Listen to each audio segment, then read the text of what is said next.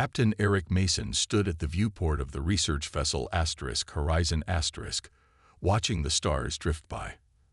The deep space outpost had been their home for 3 months now, and the endless black was starting to feel familiar. He ran his hand through his short brown hair and checked the time.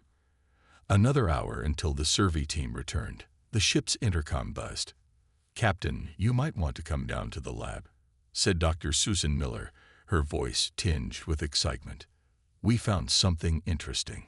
Eric made his way through the narrow corridors of the Horizon 15 years had passed since humanity had joined the galactic community, and they were still considered newcomers.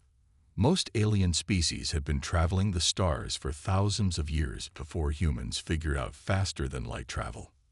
In the lab, Susan was hunched over a small object, her eyes wide behind protective goggles. Lisa Winters, their communications specialist, stood nearby, her tablet recording data. Damon Wright, head of security, leaned against the wall with his arms crossed, watching with cautious eyes. "What have we got?" Eric asked. Susan looked up, her face flushed with excitement. "We found it embedded in one of the asteroids we were surveying. It's like nothing I've ever seen." She gestured to the object on the table. It was roughly the size of a softball, with a metallic surface covered in swirling patterns that seemed to shift when Eric wasn't looking directly at them. Small lights pulsed deep within its structure. "Is it safe?" Eric asked, keeping his distance. "All readings show no radiation or harmful emissions," Susan replied. "But the technology, it's way beyond human capabilities.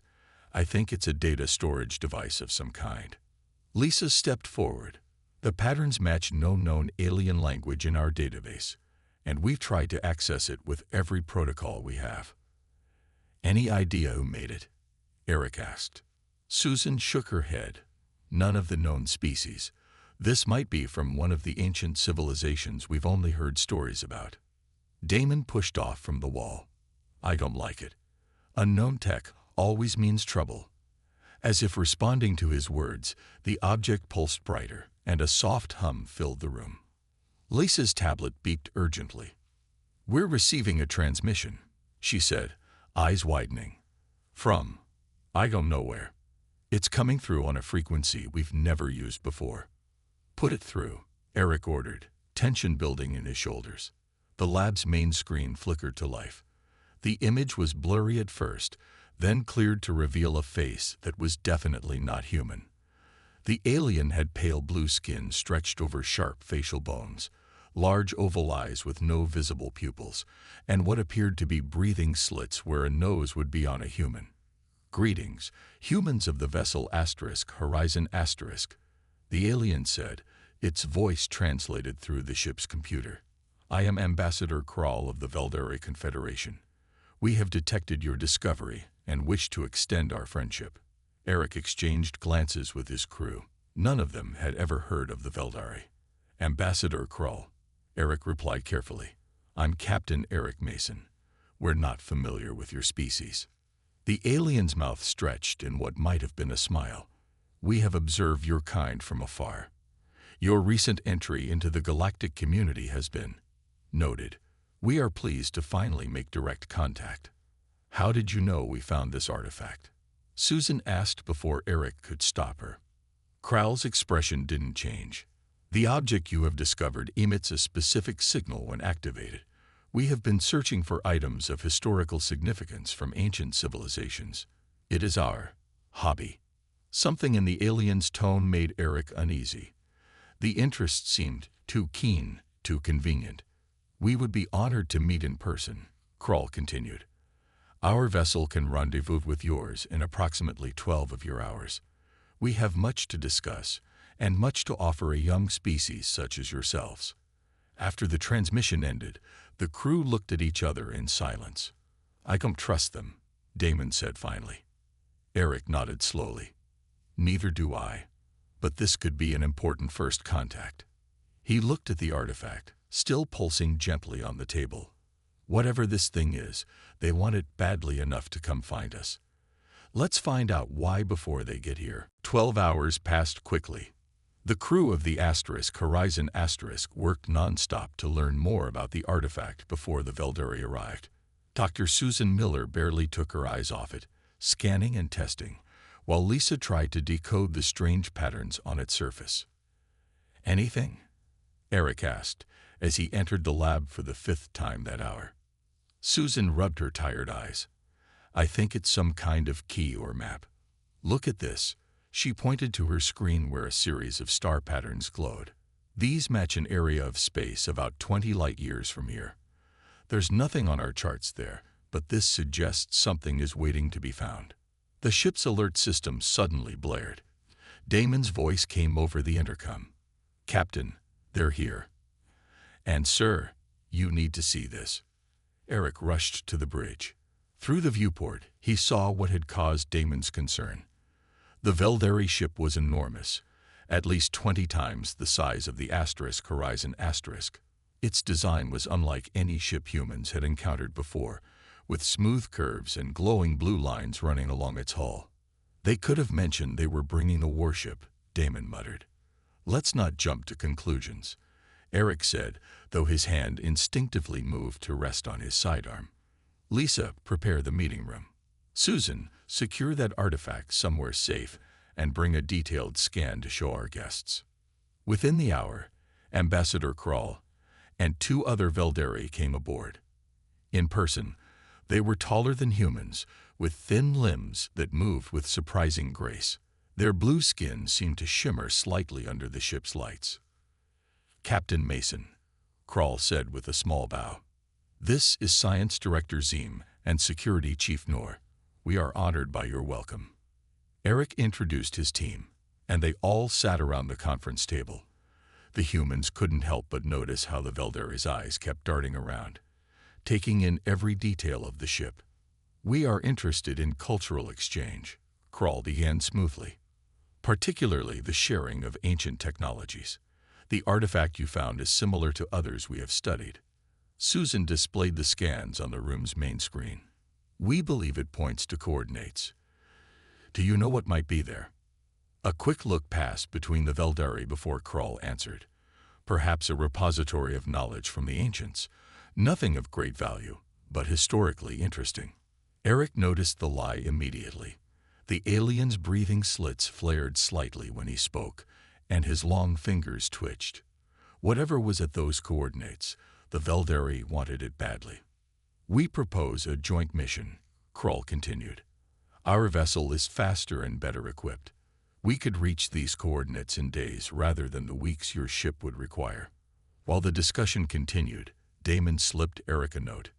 It read, "They're scanning our systems without permission. Engineering just reported unusual access attempts." Eric kept his face neutral. "Ambassador, this find is significant for humanity. We would need time to discuss your proposal with our superiors." Later, after the Veldari returned to their ship promising to continue talks tomorrow, the crew gathered in Eric's office. "I don't like this," Damon said. Lisa intercepted some of their communications. "Take a look." Lisa played a recording of the Veldari speaking in their own language, with the ship's computer providing translation. "These Deathworlders are as primitive as reported. They have no idea what they found. Once we have the artifact and its location, there will be no need for further interaction." "Deathworlders?" Susan asked. "It's a term some species use for those who evolved on harsh planets," Lisa explained. "Earth's gravity, atmosphere, and biodiversity make it a death world by galactic standards. Most spacefaring species come from much gentler environments." Eric's jaw tightened. "They think we're simple savages they can trick. Well, they're about to learn that Deathworlders aren't so easy to fool. Here's what we're going to do." Morning came quickly on the Horizon's artificial day cycle. Eric had barely slept, working with his crew on their plan. Before the Veldari returned, he gathered everyone in the secure room they used for sensitive meetings. "Is everything ready?" he asked. Damon nodded. "The fake artifact is perfect. Susan made sure it has all the same readings as the real one. And I've hidden the real one where they won't find it," Susan added.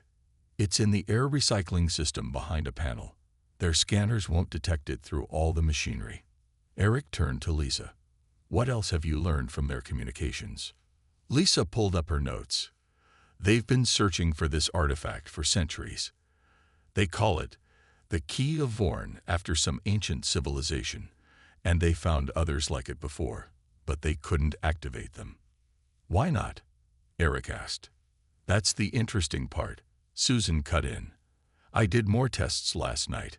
The artifact responds to human DNA. It's designed to only work for certain species.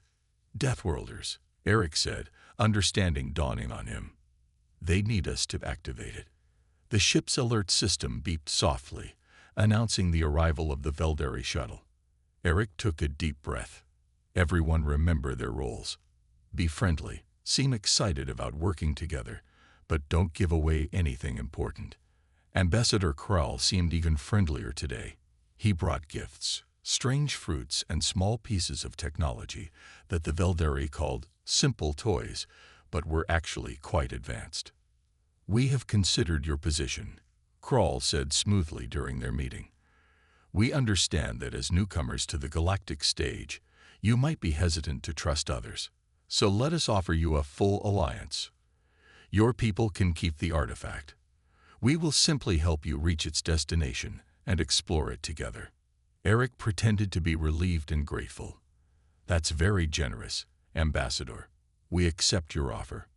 Krall's breathing slits widened slightly, a sign of satisfaction that Eric now recognized. Excellent. We should celebrate. Tonight, a meal together on your ship to honor our new partnership. After the Velderi left to prepare, Damon looked worried. They gave in too easily. They're planning something for tonight, Eric agreed. Lisa, keep monitoring their communications. Susan, make sure the fake artifact is where they can find it if they try to sneak around. And everyone, don't eat or drink anything they bring. That evening, the Velderi arrived with containers of food and drink. A traditional meal from our homeworld, Krall explained. Perfectly safe for human consumption. We have studied your biology thoroughly. Eric and his crew pretended to enjoy the meal, but secretly dropped the food into hidden pockets when the Velderi weren't looking. They only pretended to drink the sweet blue liquid the aliens offered. As the night went on, Eric acted more relaxed and slightly confused, as if the drinks were affecting him. The other crew members did the same. They talked freely about the artifact, mentioning that it was locked in Susan's lab.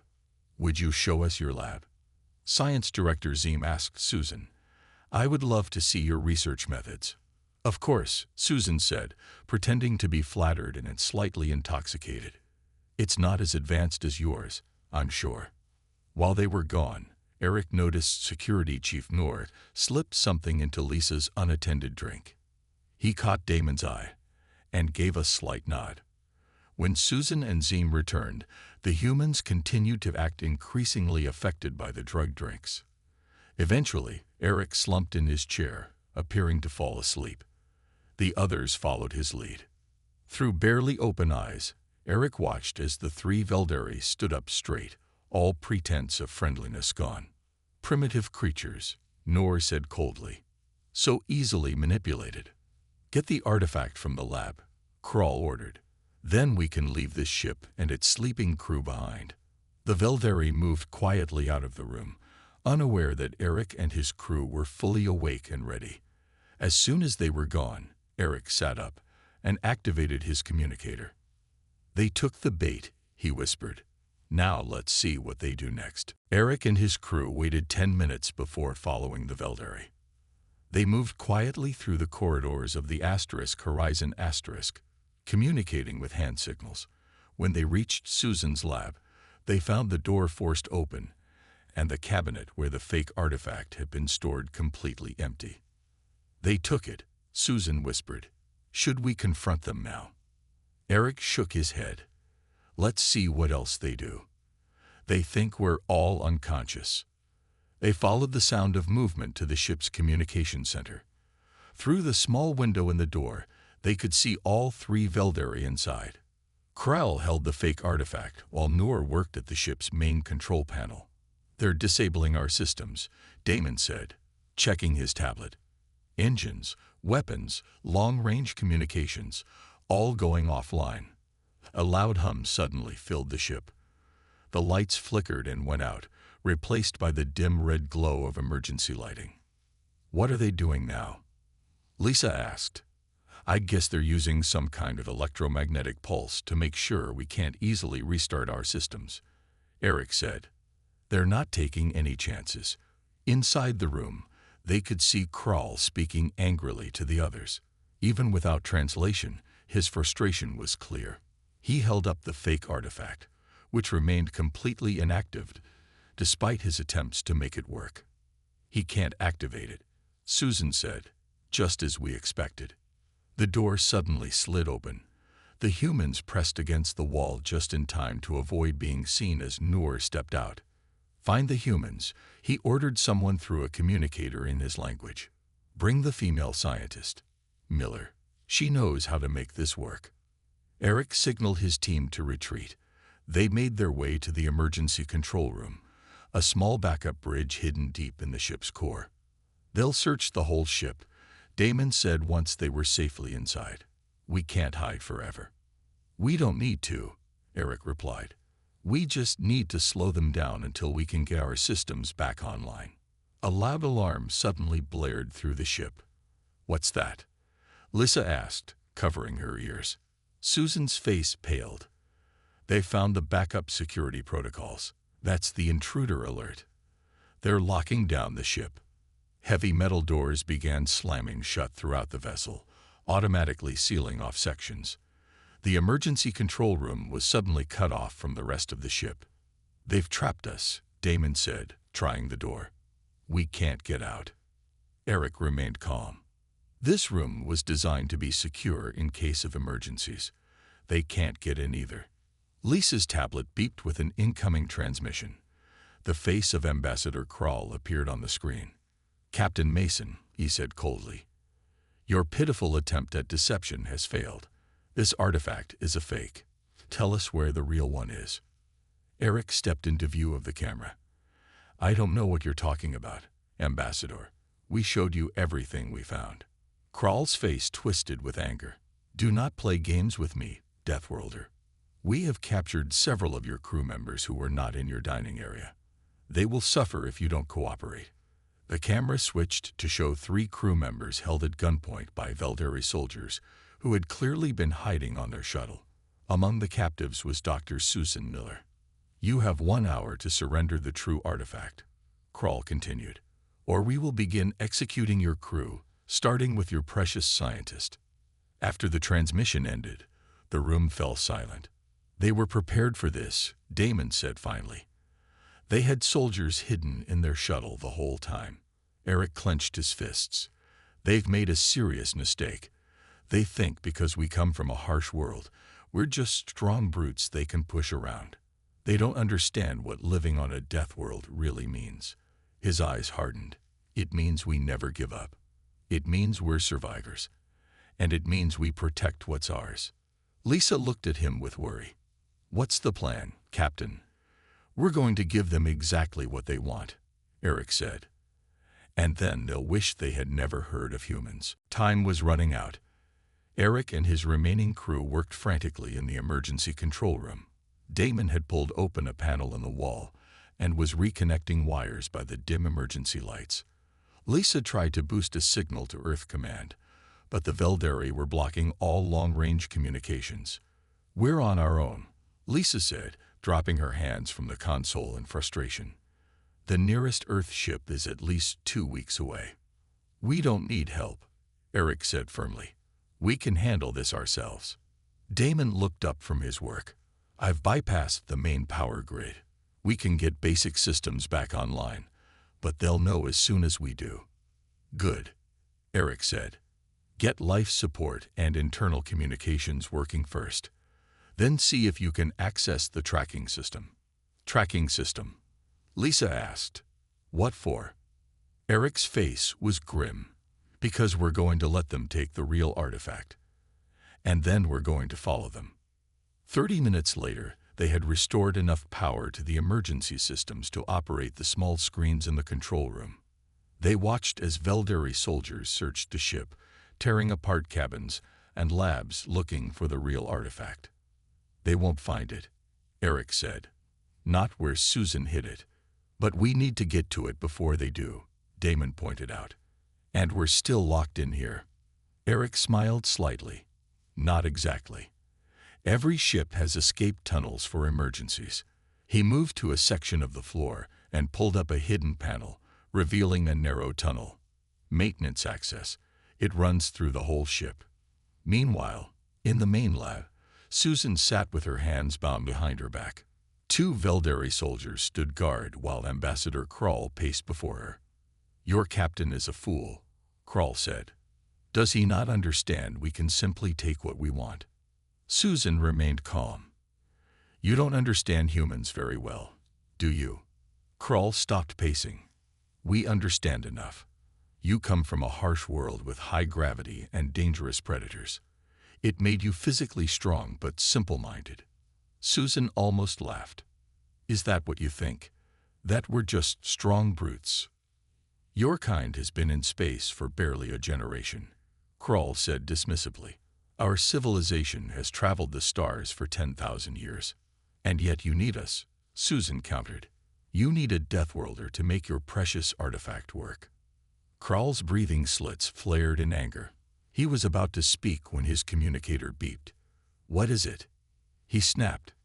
"Ambassador," came the voice of Security Chief Noor.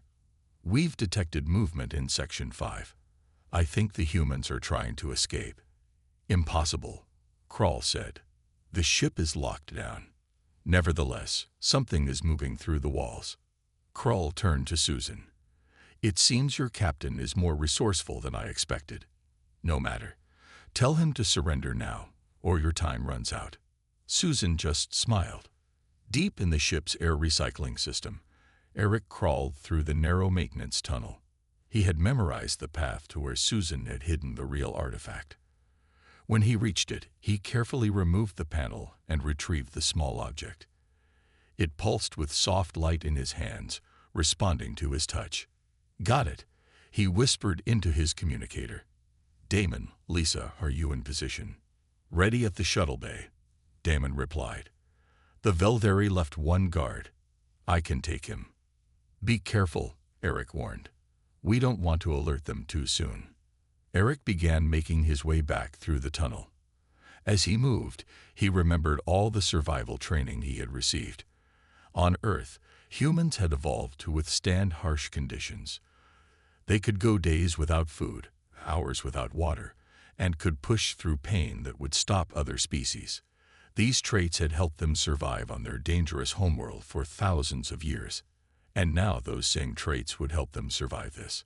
As Eric neared the exit point, he heard the heavy footsteps of Velderi soldiers above him. They were searching desperately, growing more frantic as their deadline approached. Eric smiled grimly. Soon, they would get exactly what they wanted, and exactly what they deserved. Eric made his way to the shuttle bay where Damon waited behind a stack of cargo containers. The single Velderi guard lay unconscious on the floor, bound with cable ties. "Good work," Eric whispered, showing Damon the real artifact. It glowed softly in his hands, the patterns shifting and swirling. "Are you sure about this plan?" Damon asked. "Once they have this, they might just kill everyone." "They need Susan to help activate it," Eric said. "And they're too curious to kill us before they know what this thing does." He placed the artifact inside a small tracking device Lisa had programmed. "This will let us follow them wherever they go." The ship's intercom suddenly crackled to life. Ambassador Krall's voice echoed through the corridors. "Captain Mason, your time is up. Come to the main hangar with the artifact now, or we will execute one crew member every 5 minutes, starting with Dr. Miller." Eric took a deep breath. "Let's do this." They made their way to the main hangar where the Velderi waited with their hostages. Susan and the other captured crew members knelt on the floor, hands bound behind their backs. Velderi soldiers stood behind them with weapons raised. Krall stepped forward when he saw Eric enter, Finally, you show reason. Give me the artifact. Eric held up the glowing object. Release my people first. You are not in a position to make demands, Krull said coldly. The artifact. Now. Eric locked eyes with Susan, who gave him the smallest nod. He understood her message. She was ready for whatever came next. Fine, Eric said, walking forward slowly. But know this, Ambassador. On Earth, we have a saying, don't take what isn't yours. There's a reason for that saying. He placed the artifact in Krull's outstretched hand. The alien's face showed a mixture of triumph and excitement as he examined the object. The key of Vorn, he breathed. After all these centuries, what does it do?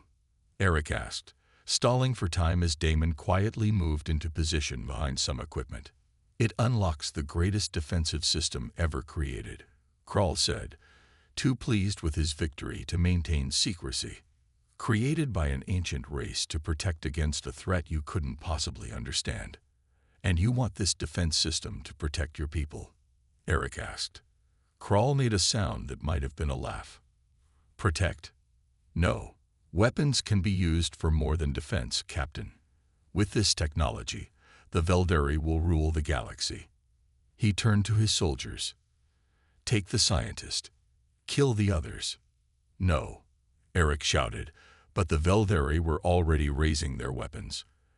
At that moment, the lights in the hangar suddenly went out. In the darkness, Eric shouted, now. Damon had made his way to the power controls and cut the lights. In the confusion, Eric tackled the nearest soldier while Lisa, who had been hiding in the ventilation system above, dropped down and began freeing the hostages. The emergency lights came on, casting an eerie red glow across the hangar. The Veldari were in disarray, unused to fighting in low light. Humans, however, had evolved excellent night vision on their predator-filled planet. Stop them, Krull shouted as he retreated toward his shuttle, clutching the artifact. Bring the scientist. Two soldiers grabbed Susan and dragged her toward the shuttle while others fired at Eric and Damon. The humans ducked behind equipment, unable to pursue without being shot. They're getting away, Damon yelled. Let them, Eric said, helping the freed hostages to safety. That's part of the plan. They watched as the Veldari shuttle departed with Susan and the artifact. As soon as it was gone, Eric rushed to the emergency control room, where Lisa was already at the console. Tracking device is active, she said. We can follow them. Can we get the ship moving? Eric asked. Main engines are still offline, but I've restored auxiliary power, Lisa replied. We have thrusters and life support. It'll be slow, but we can follow them. Eric looked at the small dot on the screen that represented the Veldari ship. We're coming, Susan, he promised quietly. And when we find you, the Veldari are going to learn exactly what it means to anger a Deathworlder. For 3 days, the damaged Horizon followed the Veldari ship through space. Eric barely slept, spending most of his time either helping repair the ship's systems or watching the tracking signal.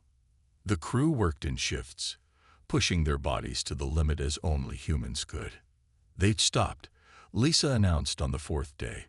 She pointed to the screen where the tracking dot had remained in one place for several hours. These coordinates match what we found in the artifact. What's there? Eric asked. Lisa adjusted the sensors. Something big. It's hidden in a dense nebula, but our instruments detect a massive structure. Damon looked concerned. Their ship is much faster than ours. They've probably been there for hours already. Then we need to hurry, Eric said. How close can we get without them detecting us? The nebula will hide us if we approach from this direction, Lisa replied, marking a path on the navigation screen. But it's extremely dense. The gases and radiation would kill most species. Eric nodded, but not humans, not Deathworlders. 6 hours later, the Horizon entered the edge of the nebula. Outside the viewports, swirling clouds of purple and blue gas obscured the stars. Warning alarms beeped as radiation levels rose. Shields holding at 60%, Damon reported. Radiation is high but still within human tolerance levels. Keep going, Eric ordered. Slow approach, no active scans. As they pushed deeper into the nebula, a shape began to emerge through the clouds. At first, it looked like a small moon, but as they got closer, they could see it was artificial. An enormous space station, ancient beyond imagining. It's huge, Lisa whispered in awe. Must be at least 50 kilometers across. And the Velderi ship is docked near what looks like an entrance, Damon added, pointing to a small shape against the massive structure. Eric studied the station. We can't dock next to them. Look for another way in. They circled the station carefully, staying hidden in the nebula's gases. Finally, Lisa spotted what appeared to be a maintenance entrance on the far side. We can dock there, she said, but we have no idea what's inside. We know Susan is in there, Eric replied. That's enough. Once docked, Eric led a small team into the station. The air inside was thin but breathable. The corridors were enormous, clearly built for beings larger than humans. Ancient lights flickered to life as they passed, responding to their presence. This place must be millions of years old, Damon said, examining the strange symbols on the walls. Stay alert, Eric warned. We need to find Susan before the Velderi activate whatever weapon they're after. They made their way deeper into the station, guided by the tracking signal that still showed the artifact's location.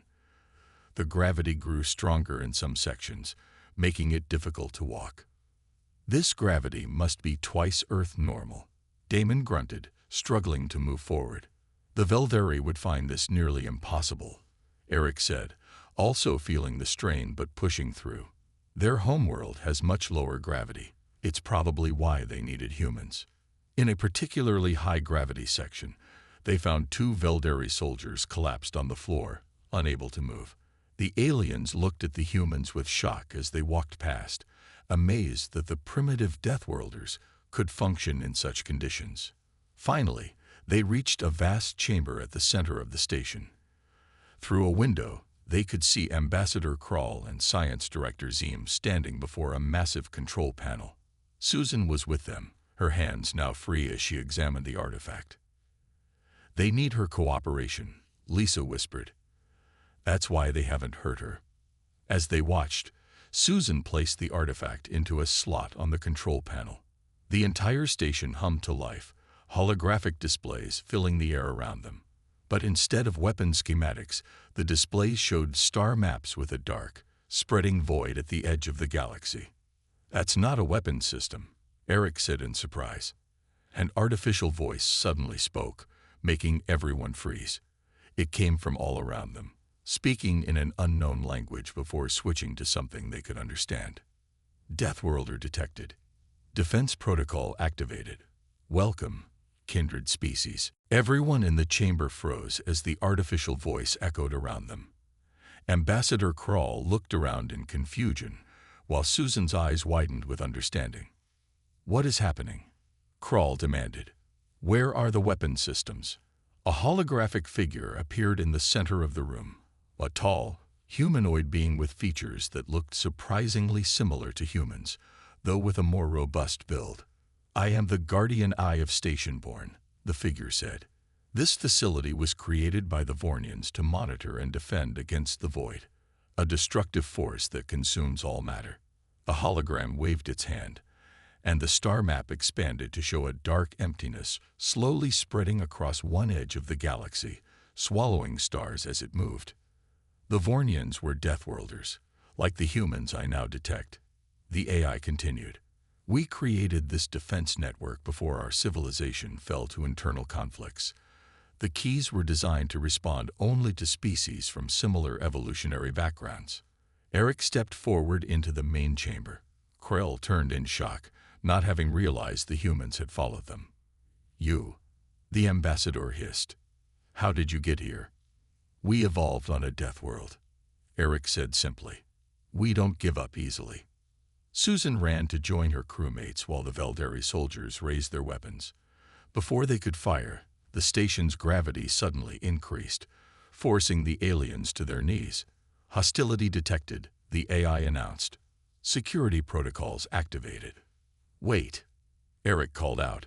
Don't harm them. They were just afraid. The AI paused, studying Eric. Compassion. Another Deathworlder trait the Vornians valued. The gravity returned to normal, though the Velderi remained on the ground, exhausted from the brief increase. You tricked us, Krall accused, glaring at the humans. You knew this wasn't a weapon. We didn't know anything, Susan replied. We were just trying to protect what was ours. The artifact you tried to steal.